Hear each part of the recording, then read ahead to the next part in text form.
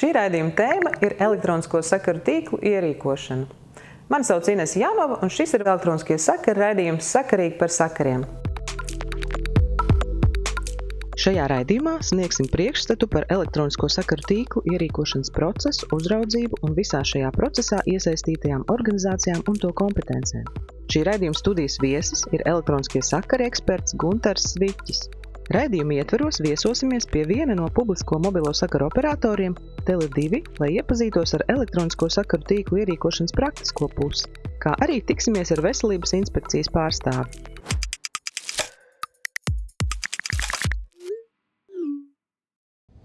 Elektronisko sakaru tīkls ir visa infrastruktūra, kas nodrošina balss un datu pārraidi caur dažādām iekārtām un sistēmām.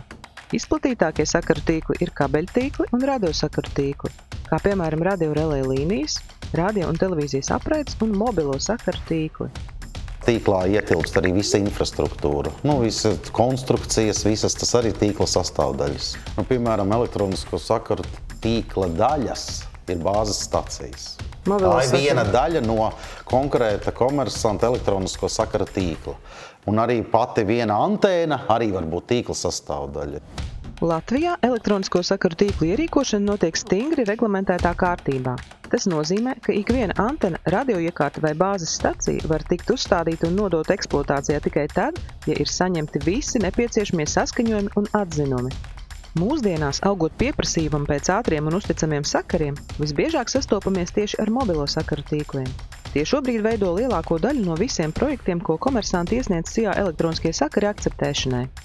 80% ir mobilo sakaru bāzes stacijas, tomēr tas tāds populārākais šobrīd. Kas nosaka elektronisko sakaru tīklu ierīkošanas un būvniecības kārtību? Ierīkošanas un būvniecības kārtību nosaka Ministru kabineta noteikumi numur 501. Elektronisko sakaru tīklu inženieru būvnoteikumi. Šie noteikumi paredz prasības attiecībā uz projekta sagatavošanu, nepieciešamajiem dokumentiem, atļaujām un saskaņojumiem ar valsts un pašvaldību institūcijām. Tajos ir noteikts, kādi būvniecības etapi jāievēro un kā notiek projekta saskaņošana pirms uzsākšanas. Kas ir iesaistīts elektronisko sakaru tīklu ierīkošanas procesā? Paši komersanti, jo viņi šo tīklu plāno, veido, liek projektētājiem projektēt. Viņiem ir vajadzīgs tas tīkls uzprojektēt. Viņi ir galvenie, kam ir nepieciešams. Tad ir iesaistīti ar nekustamā īpašuma īpašnieki, jo uz viņu īpašumiem vai ēkām, būvēm tiek ierīkota šīs bāzes stacijas. Tālāk ir, protams, institūcijas, kas kontrolē, uzrauga šos procesus. Tās ir arī valsts institūcijas, arī valsts elektroniskie sakari, kas akceptē konkrēti projekti, jau izstrādā to arī būvvaldes, jo mēs komersanti sūta paziņojumu par ierīkošanas uzsākšanu konkrētajā pašvaldībā. Tad ir veselības inspekcija, kas ir iesaistīta elektromagnētiskā lauka praktiskajos mērījumos un atzinumu sniegšanā, ja bāzes stacija jau ir ierīkota. Ik viens elektronisko sakaru tīkls sākas ar rūpīgu inženiertehnisku plānošanu. Šajā procesā tiek modelēts un projektēts optimāls tīkla risinājums, nodrošinot kvalitatīvu pārklājumu un uzticamu savienojumu. Kā operators plāno savu tīklu? Kādi faktori tiek ņemti vērā plānojot? Vispirms mums jau ir pieejama daudz un detalizēta statistika par to, kas notiek visās esošajās vairāk kā 1000 bāzes stacijās, cik daudz lietotāju, cik daudz internetu tiem nepieciešams un tā tālāk. Un to regulāri analizējot, tas ir pirmais. Tātad šeit vakaros ļoti daudz grib skatīties Netflixu, vajadzīga papildus kapacitāte bāzes stacija. Un tad pārējais jau ir speciāla programmatūra, kur var modelējot, tātad, ja šeit būtu tornis, kāds būs pārklājums no šī torņa, cik to augstu vajadzētu, pa labi, pa kreisi, kādas antenas. Speciālā programmā tiek izrēķināts pārklājums. Datu plūsma pēdējos gados pieaug īpaši strauji, un sakaru tīkliem ir nepārtraukti jāpielāgojas šim pieaugušajām prasībām. Tas ir būtiski, lai operatori varētu nodrošināt nepārtrauktu un kvalitatīvu pakalpojumu ikvienam lietotājam. Toreiz mums visiem pietika tikai piezvanīt. Tagad mājās gribam skatīties augstas izšķirtspējas video pat vairākos ekrānos vienlaicīgi, paralēli Instagramu pārbaudīt, tad vēl strādājam no mājām. Tas viss ģenerē gana lielu interneta apjomu, plūsmu, arī caur mobilajiem tīkliem. Un attiecīgi ir nepieciešama šī papildus jauda kapacitāte. Ikdienas uzraudzība un statistikas analīze ļauj precīzi noteikt vietas, kur nepieciešami uzlabojumi un mērķtiecīgi plānot jaunas bāzes stacijas optimālākajā novietojumā un konfigurācijā. Katru dienu uzraugot to, kas notiek visās bāzes stacijās, cik daudz katrā ir lietotāji, cik daudz interneta patērē, mēs redzam, kurās vietās būtu nepieciešams palielināt tīkla jaudu, gan arī pārklājumu. Un attiecīgi tad tajās vietās var sākt ar speciālas programmas palīdzību meklēt labāko novietojumu un tā konfigurāciju bāzes stacijai, kas tur būtu nepieciešama. Kad tīkla plānošanas posms ir noslēdzies, operators sāk konkrētas antenas uzstādīšanas vietas izvēli. Jānovērtē, vai vieta atbilst tehniskajiem kritērijiem un vai tur ir pieejama nepieciešamā infrastruktūra, piemēram, elektrības pieslēgums. Pilsētvidē priekšroka tiek dota esošajām konstrukcijām, savukārt lauku teritorijās bieži jābūvē jauns tornis. Skatāmies, kādas ir iespējas, uz kādas ēkas jumts, skurstenis, kāda esoša konstrukcija, kur mēs tajā nepieciešamajā, punktā kartē, kur mēs varētu realizēt šo bāzes staciju. Tiek meklētas ēkas, attiecīgi, kuri potenciāli būtu vislabākā tehnoloģiski tā vieta. Tā tiek meklētas iespējas to realizēt. Attiecīgi, ja tā ir dzīvojama ēka, tur ir visa tā procedūra, kāda ir nepieciešama. Vai nu viņa sekmējās, vai nu viņa nesekmējās, ja ne, tad tiek meklēta kāda cita vieta. Ja izvēlētā vieta ir dzīvojamā ēka, process sākas ar sadarbību ar ēkas apsaimniekotāju, lai noskaidrotu iedzīvotāju viedokli. To var darīt, sasaucot kopsapulci vai veicot aptauju, un nepieciešams vismaz 51% īpašnieku piekrišanas, lai uz ēkas jumta varētu izvietot sakaru staciju. Gribu uzsvērt, ka tas tā nav prioritārā izvēle pārsvarā sakaru operatoram, jo tur ir tiešām sarežģītāk tā procedūra. Pārsvarā vēlams, lai tā ir kaut kāda veida, cita veida ēka, ražošanas ēka, biroja ēka, varbūt kāds skurstenis, kaut kāds esošs tornis. Kad vismaz 51% īpašnieku ir devuši piekrišanu antenas izvietošanai uz jumta, un operators ar namu apsaimniekotāju par to ir noslēdzis līgumu, tiek iegūts juridisks pamats operatora tālākai rīcībai. No šī brīža sākas projekta izstrāde. Sagatavojot tehnisko projektu, komersants ņem vērā ministru kabineta noteikumos noteiktās prasības. Tiek veikti mērījumi, būvinženieri izvērtē jumta slodzes un citus tehniskos aspektus, lai noteiktu optimālo stacijas izvietojumu un nodrošinātu drošu uzstādīšanu. Kā arī uzsākas nepieciešamais saskaņošanas process ar atbildīgajām institūcijām. Projekta saskaņošanas gaitā mēs skatāmies visas nepieciešamās lietas, kas tur atšķirās no vietas, kur kāda nepieciešamās, ka viņiem varētu būt, bet viennozīmīgi tas ir saskaņojums elektroniskajos sakaros, viennozīmīgi tas ir ar ēkas īpašnieku saskaņojums, apsaimniekotāju vai citā gadījumā, ja tā nav ēka iedzīvotājiem, tad ēkas īpašnieku, un tad mēs pie pozitīvām visiem saskaņojumiem mēs varam būvēt staciju. SIA elektroniskie sakari ir noslēdzošais posms elektronisko sakaru tīklu projektu izvērtēšanā. Tā pārbauda, vai projekts atbilst visām normatīvajām prasībām un komersants ir saņēmis visus nepieciešamos saskaņojumus. Galvenais ir nekustamā īpašuma īpašnieku saskaņojums, tas, protams, ir galvenais. Tad nākamie ir certificēta būvinženiera atzinums vajadzīgs, ko man pievēršam ļoti lielu uzmanību, jo tās parasti bāzes stacijas tiek ierīkotas uz esošām būvēm, lai tās būves tiek nepārslogotas un tā tālāk. Tad mēs, protams, pievēršam arī elektromagnētiskā lauka certificēta inženiera aprēķina novērtējumam. Tie ir tie galvenie saskaņojumi.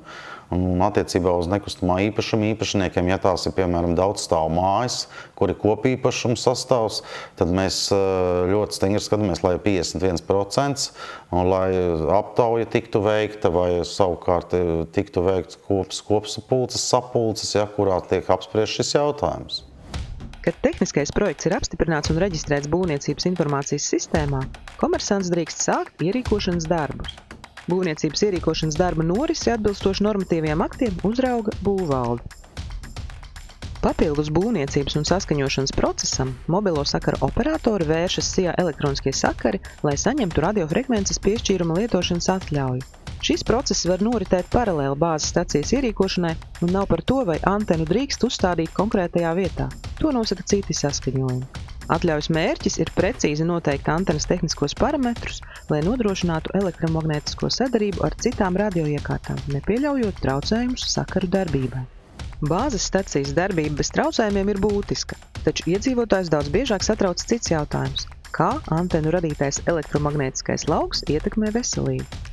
Katrā bāzes stacijas projektā ir arī obligāts nosacījums elektromagnētiskā lauka teorētiskais novērtējums, kuru metodiku mēs esam izstrādājuši, un pēc mūsu metodikas arī tiek aprēķināts šis novērtējums. Tas ir obligāts katrā bāzes stacijas projektā. Mēs skrupulozi skatāmies arī šos jautājumus, lai viņi būtu precīzi, pēc metodikas aprēķināti. Kas veids šos aprēķinus? Certificēti inženieri, kas projektē, viņi arī veic šos aprēķinus un skatās konkrēti katrā frekvenču joslā. Pēc tam šīs visas frekvences apkopo, aprēķinā kopā, lai būtu sumārais aprēķins. Un tas ir katrai bāzes stacijai pilnīgi atsevišķs, izrēķināts attālums, kur sasniedz robežu vērtību. Bet ir teorētiskie aprēķini? Jā, obligāti. Un pēc tam beigās ir praktiskie? Jā, tad, kad bāzes stacija ir uzstādīta, pirms bāzes stacijas nodošanas eksploatācijā tiek veikti praktiskie elektromagnētiskā lauka novērtējumi. Parasti šo novērtējumu nod veselības inspekcija. Teiksim tā, nevar nodot bāzes staciju eksploatācijā bez šī mērījumiem.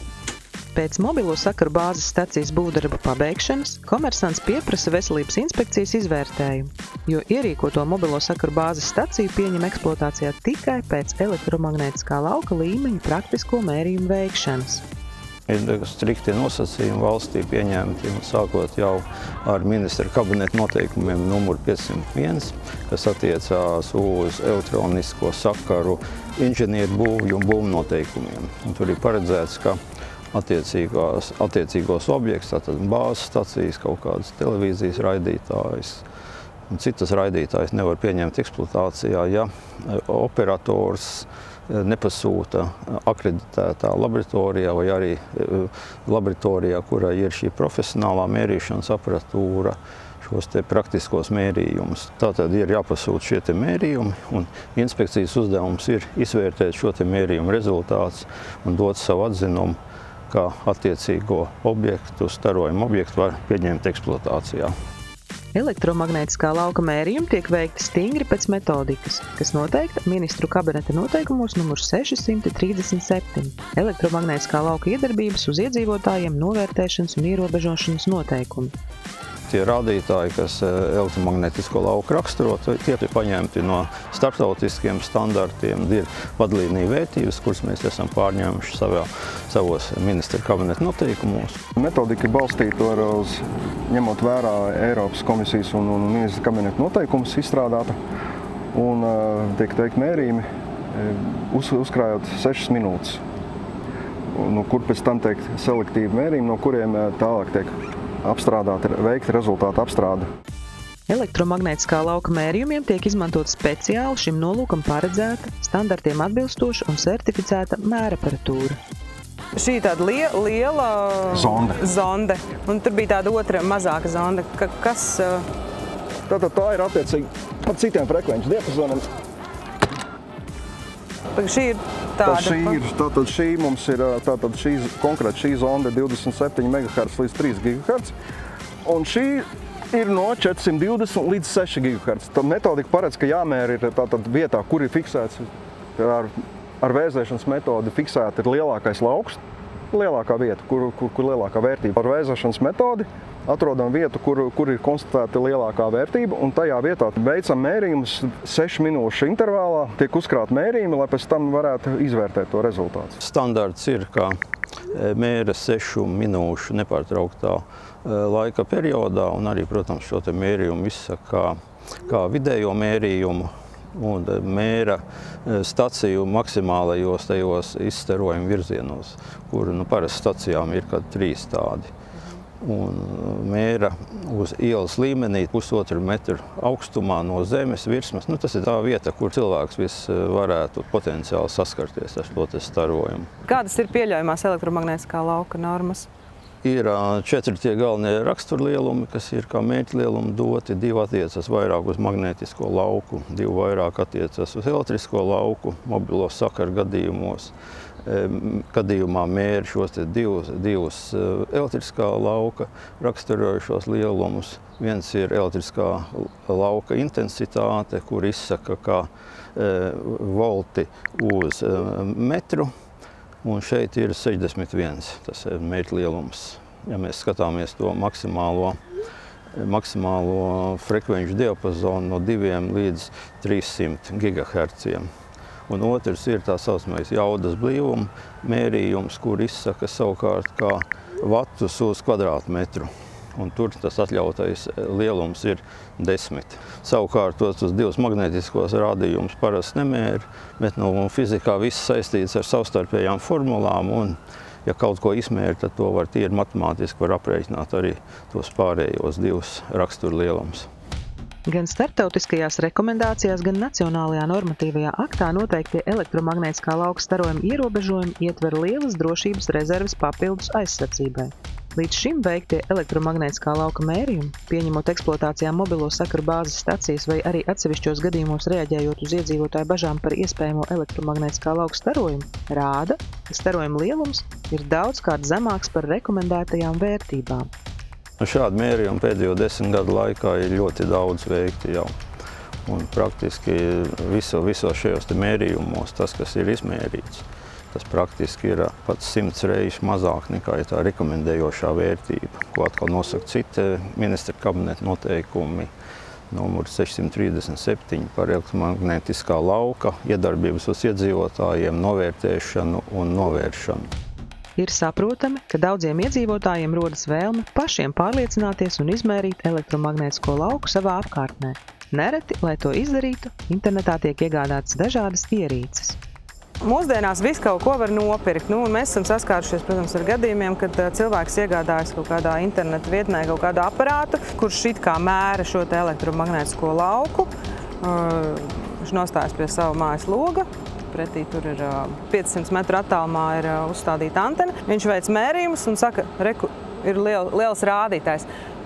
Vai tas atspoguļo vispār patieso vērtību? Tas noteikti neatspoguļo reālo situāciju par tā, kā tas būtu mērīts ar mēraparatūru un zondi. Ja tiek izmantotas neprofesionālas ierīces, tās bieži vien darbojas tikai kā indikātori un rāda vien momentānu vērtību. Bez noteiktas mērījuma metodikas šādi rādījumi neatspoguļo reālo situāciju. Turklāt maldinošu priekšstatu par situāciju var radīt tas, kādās mērvienībās tiek attēlots rezultāts. Dažreiz sūdzībās atsūta arī iedzīvotāji tos savus mērījumus, bet tā galvenā problēma ir, ka tās mērvienības ir krietni sarežģītas. Jo, piemēram, ja aparātā uzstādīts ir šie mikrovati uz kvadrātcentimetru, tad tā pārvešana uz to vati uz to kvadrātmetru nav tik vienkārša. Ierīkoto mobilo sakaru bāzes staciju pieņem eksploatācijā tikai pēc elektromagnētiskā lauka līmeņa praktisko mērījumu veikšanas un šo mērījumu rezultātu atbilstības izvērtēšanas veselības inspekcijā. Veselības inspekcija dod atzinumu, ja tas ir pozitīvs, tad bāzes staciju var pieņemt eksploatācijā. Tātad, lai ideja par jaunu bāzes staciju pārvērstos realitātē, paiet krietnes laiks, jo saskaņošanas process ir gana apjomīgs. Taču tam ir būtiska nozīme, jo tieši visu iesaistīto pušu kopīga darbība nodrošina, ka elektronisko sakaru tīklu ierīkošanas projekti tiek īstenoti atbilstoši normatīvajiem aktiem un ka tiek ievērotas gan vides aizsardzības prasības, gan sabiedrības intereses. Elektronisko sakaru tīkli attīstās un reizē arī tiek pilnveidota kārtība, kādā tie top, lai process būtu vienkāršāks un efektīvāks, bet vienlaikus arī drošs un caurskatāms. Iedzīvotājiem vienmēr ir tiesības jautāt un saņemt paskaidrojumus. Šī atklātība ir garantija, ka process notiek caurskatām un ar sabiedrības interešu ievērošanu. Paldies un uz tikšanos kādā no nākamajiem raidījumiem!